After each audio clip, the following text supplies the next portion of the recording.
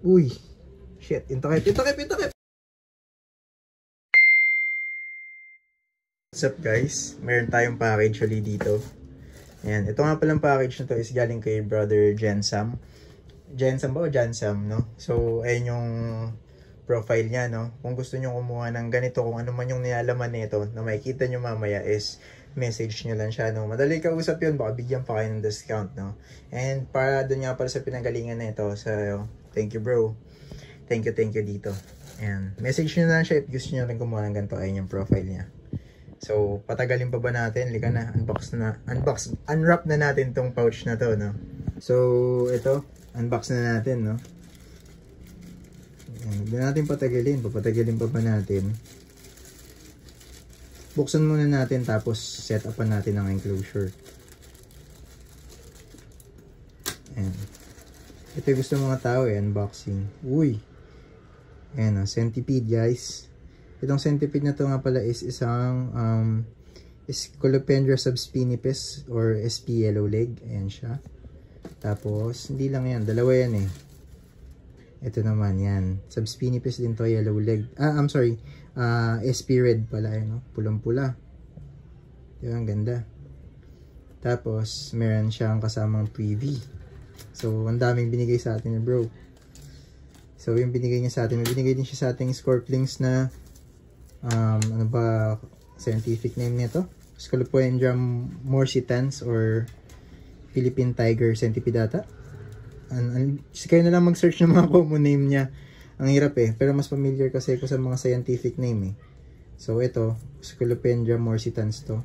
Ayan, dalawang scorpling binigyan niya din tayo maliban dito sa dalawang ito SP red, tapos itong Scolopendra ano ba to? Yellow leg. So, thank you sir bro. Yan.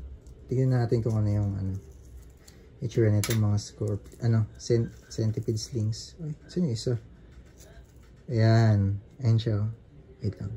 Ayong focus. Ayan. Sobrang liliit, di ba? So, tignan natin kung mabubuhay natin to. Pilitin natin, no? Yung isa, saan kaya? Vial to. Wait lang. Naku, nakatakas sa ata. Oo, nakatakas ata. Isa nakalusot sa butas. Puta ragis na yan.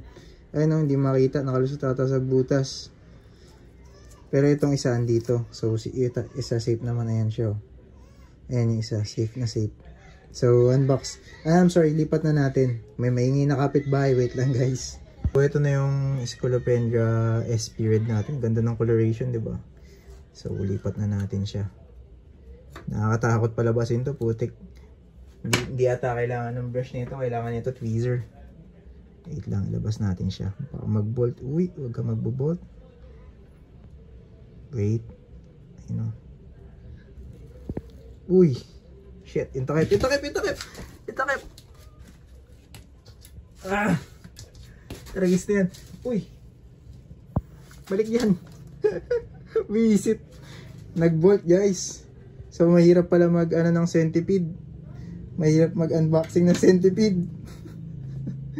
Pakalmahin muna natin to.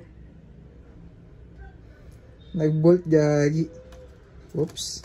So ayan. Successful yung rehouse dito sa ating SP red. Ayan, pumasok na siya sa ilalim ng bahay niya. So next na natin yung ating SP yellow leg. Kunin ko lang, wait lang. Ito naman yung ating Scolopendra SP yellow leg, no. Dito natin siya ilalagay sa mas malaking enclosure kasi balita ko itong SP na to is mas lumalaki siya compare doon sa SP red, no. So ayan siya. So lipat na natin siya. So baka na-stress sa biyahe kaya mas magandang mailipat na siya, no. Nakakatakot lang kasi baka biglang tumalo na naman. So ayan siya. Ayun, no. Pumasok agad. Ayos, buti pa to, chill lang. Chill lang siya nung ilipat. Hindi tayo pinahirapan, di ba? So, ayun. Successful rehousing, guys. Ayan. So, pakita natin to. Wait lang. Kuha tayong tweezer. Huwag natin kakamayin. Baka madali tayo. Ayan siya. Ganda. Oops. Sige na. Balikan na ulit sa loob. Ayan. Tapan na natin to. Tapos kunin natin itong isang ating Scolopendra SP red, no? Dito siya. Tingnan natin. So, kahit nakatakas na, silipin pa rin natin para sa inyo, guys. So, tingnan natin. Ready na lang natin yung takip, no? Ayun, show. Ganda ng coloration niya, di ba? Wait lang kayo mag-focus. Ayun. Di ba? Ang ganda ng coloration. So, hayaan na muna natin siya mag-settle, no? Bibigyan natin yan ng pagkain after ilang araw, no? Hayaan muna natin sila magpahinga. So, ayun ulit. Thank you sa iyo, no? Brother Jansam, no? Jansam ba or Jansam? So, thank you sa iyo dito sa pedala mo sa akin.